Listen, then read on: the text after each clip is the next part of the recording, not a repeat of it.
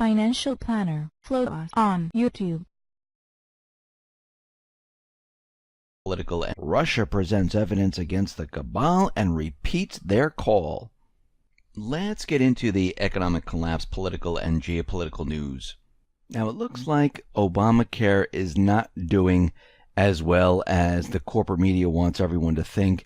And we've been tracking Obamacare, where we know that the enrollment is going down because premiums are going up. The exchanges, well, they're going bankrupt. And we can see that a lot of people are starting to realize that this system, this healthcare system, is not a very good system. Right now, they're saying there's about 8.7 million people that enrolled in healthcare plans for 2018 using the marketplace for Obamacare. And this is actually quite low. When Obamacare came online, it was all those people that already had health insurance, those people who are Medicare, Medicaid, they just, moved over to this new system. And it looks like from the height, where they were getting 12, 15 million people to join, it's declining every single year. If we go back to 2016, there was 11.5 million people that were enrolled in Obamacare. Now, in the year of 2016, going into 2017, we can see that it has dropped to 9.2 million. And here we are at 8.7 million. And again, these numbers will be revised once again because when people start getting the bills for Obamacare next year, they're going to start dropping out. So this number is going to drop even further. And purchase that tells us is that Obamacare is just too expensive for the everyday person. And if we really want to show government that we really don't want this, it's like any other product. If you don't want a certain product, what do? You don't buy it. Then the corporation realizes no one's buying this product, nobody wants it. Same thing with government products. That's what this really is. If we don't go ahead and we don't go and purchase this, it shows the government that, we don't want this. Because if this number drops to 2-3 million people, then they say, well, look, we have the real numbers here. People don't want it. Look how low it's gotten. It's ridiculous. It's not working. The people have spoken. This is the message across. This is how we tell them it's not for us. And we can see that message is coming through because every single year it's continually declining, where people are saying, no, this is not good. We don't need this. We can see that the entire Trump-Russian probe is a complete sham. Mueller isn't even investigating ties to Russia, Russian collusion anymore. He's not even doing that. What is he doing? What is he looking for? Well, he is using a form of financial terrorism to bankrupt Trump associates with white-collar crime investigations that have absolutely no connection to the 2016 election, much less about Russia. And Mueller, he's assembled a team of prosecutors with expertise in handling financial investigations and white-collar crime, and obtained guilty pleas for crimes that weren't committed during the election year.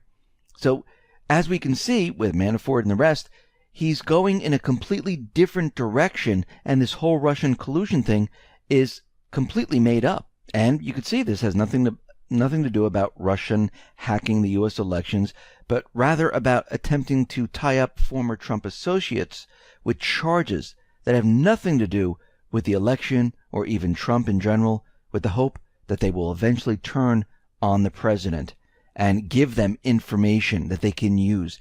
This is a real strategy that they're using right now. Will it work? Most likely not. Out in Israel, we see things are really heating up there. The Israeli police conclude their corruption investigation against Prime Minister Benjamin Netanyahu. And we see that there are many different indictments against him, his family, other people in his administration. And what they're saying is that when these come out in 2018, and it might be as soon as May 2018, it's going to be earth-shattering. And what we're seeing right now is that these indictment recommendations will bear a lot of information that we didn't know, and it will cause an earth. This is coming from Israel. Now, Netanyahu is accused of offering to pass legislation favorable to a newspaper publisher in exchange for favorable coverage However, the bill never passed. Another case involving bribery related to the purchase of submarines from Germany, and it doesn't involve Netanyahu. However, at least 2 of his confidants are under investigation for suspicion of wrongdoing. His wife, Sarah, is mired in 3 legal disputes, 2 involving the receipt of illegal gifts and favors from businessmen in exchange for advancing their interest. In another case, she's accused of fraudulently receiving about $100,000 for her participation in a scam to order meals at Israel's expense without authorization. In office, a lot more charges. So we can see there's a lot happening out in the world today, especially in the Middle East, Israel, and many different places. And we're going to have to see how this plays out. And this might cause elections to occur in Israel, and Netanyahu might be ousted, and there might be someone else completely different in office. So we'll have to see how this plays out, because we can see everything in the Middle East is completely changing right now. Kiev is planning to hold regular mobilization in early 2018, and as we know, the U.S. is providing Kiev with lethal, well, some people say lethal, some people say non-lethal. This was created and signed off by Obama. This is the Ukrainian Freedom Act, and I believe this was being used to get those individuals to vote for the tax plan, and what is going to be sent over to Ukraine is not going to be worth that much. It's not going to change anything. It's not going to help the Ukrainian forces. It's not going to do what John McCain, Lindsey Graham, and the rest want. They think they're going to be getting all these weapons and all these things, and they're going to win over the southeastern people. But I think what is happening is what's going to be shipped over there is going to be so minuscule that it's not going to do anything. And I think what Trump has done here is he's them that, yeah, listen, if you vote for my tax plan, I will send some stuff over there. Now, again, what stuff is he going to be sending over there? We'll have to see. Right now, we see there's, sniper rifles. We see maybe anti-tank guns. That's not signed off as of yet. And even if they do, if they send over 1, 2, 3, 4, 5, 10, that is not going to change anything in Ukraine. Because you have to remember, go back in time. The United States has been supplying weaponry all along to Kiev, covertly and on the books. They've also had soldiers there training the Ukrainian forces. Now, they've tried many attempts to go into southeastern Ukraine. People there fought back and pushed the Ukrainian army, and it was a complete disaster for the Ukrainian army. There was one point where they were pushing them back so far, they could have taken over the entire country. So what we're seeing right now is this is their last-ditch attempt, and they think by voting for this tax plan that all these weapons are going to be delivered to Ukraine, and it's going to turn the tides. But I think what's going to happen here is the weapons that are going to be delivered, or maybe it'll get caught up in red tape and it will never be delivered. I think Trump played them to get their vote on the tax deal. And I think that's what is really going on out in Ukraine. But we'll have to wait and see, because as we know, the neocons and the rest, they play dirty. They push events. They might have an event in Ukraine to say, see, we need more of these weapons. We'll have to wait to see what happens, because we can see that they're trying to push a war in North Korea. They're trying to push one in Ukraine, and they're not going to give up. We see Lavrov is saying that there is no need for the United States to get involved into a bloody war with North Korea. He's saying that the United States is misinterpreting what Russia is saying. And now he said that Russia says the following: Russia does not share the desire of some states or to exert maximum pressure on North Korea, which is often interpreted by them as establishing full economic and political blockade of this country by, now I see, all available means. Russia's position here is completely opposite to what the neocons, the warmongers, the Cabal really want to do. And they keep taking what Russia is saying and they're twisting it. And what they're saying is that, listen, there needs to be a peaceful resolution. North Korea is not going to attack anyone. North Korea is not going to do anything. Now, I see the Cabal, the corporate media, they're playing up North Korea big time, where they're saying that the defectors, they had radiation detected on them. One of them had some type of anthrax antibodies on them as they were running out. And they're trying to make the case to fit their story where North Korea is trying to place anthrax on top of their missiles, use bioluminescence, and fire nuclear missiles at us. And this is what they do. They build the propaganda up. They make you believe that this is really happening. And then they have every single news outlet carry the story to reinforce what they're trying to convince you of. And what's really happening is none of this is really happening. It's all fake, phony, and false. This is the methods they use to try to convince you that their story is real without having any facts to back it up. Just because it's rebroadcast on many different networks, and ABC, NBC, CNN, MSNBC, and the rest keep repeating it, doesn't mean it's true. Actually, most of the time, it's false. We see the U.S. has resumed services in Turkey. The Department of State is confident that the security posture has improved there, and they're allowing for the full resumption of visa services in Turkey. We see Russia is out there, and they are pointing the finger, and they're saying they have more evidence than they know what to do with. They're saying, yes, U.S. Special Operation troops are secretly harboring and training former fighters of the Islamic State in Iraq and Syria at the remote American air base in Al-Tanf. Remember, Al-Tanf is surrounded by the Syrian army.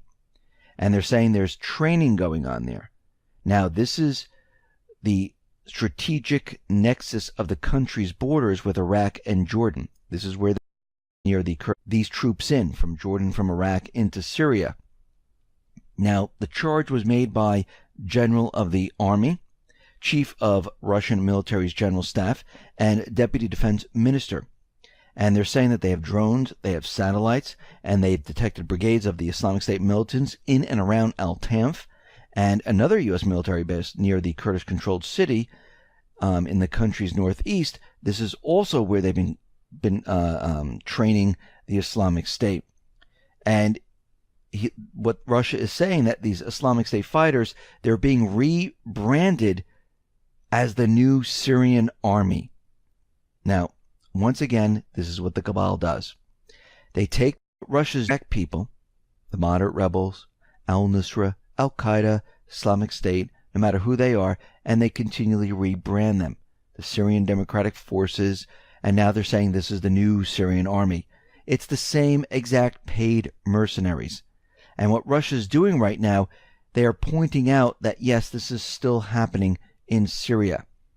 Now, it looks like Russia, they are continually, like I said, pointing out this evidence.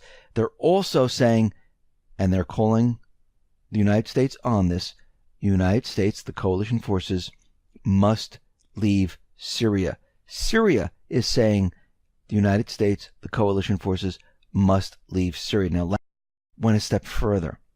He stated that the UN Security Council has not approved the work of the United States and its coalition in Syria, nor has been invited by the Syrian legitimate government. And what he's saying here is that, listen, we're continually calling you on this, and if you don't abide by what is happening here in Syria, by what we're saying, we're going to the UN. The world will vote. And you know what the world's going to vote? The world is going to vote to remove yourself from a country that is sovereign, that you weren't invited into. And there's no reason for them to even be there. Now, James Mattis, he is saying that the troops are going to stay in Syria until achieving progress in the political settlement. Now, Lavrov pointed out that such statement is surprising because it means that Washington reserves the right to determine the progress and wants to keep control over part of Syrian territory to achieve the result it wants. And the United States, they don't have this right there. They have no rights in this country whatsoever to demand anything. And they affirmed that the UN SC 2254, which the United States supported, the decision on the future of Syria can only be taken by the Syrian people. And this is what Russia is pushing right now. So we've had many, many calls for the United States to leave Syria. And I think the next step, they're going to the UN. And the United States will be forced to leave Syria. And we can see that time is ticking down for the Cabal. It's ticking down in North Korea. It's ticking down in Ukraine. And once again, unless they tried something with Iran or someplace else, they're rotating, actually, if you really look at it. They're trying everything.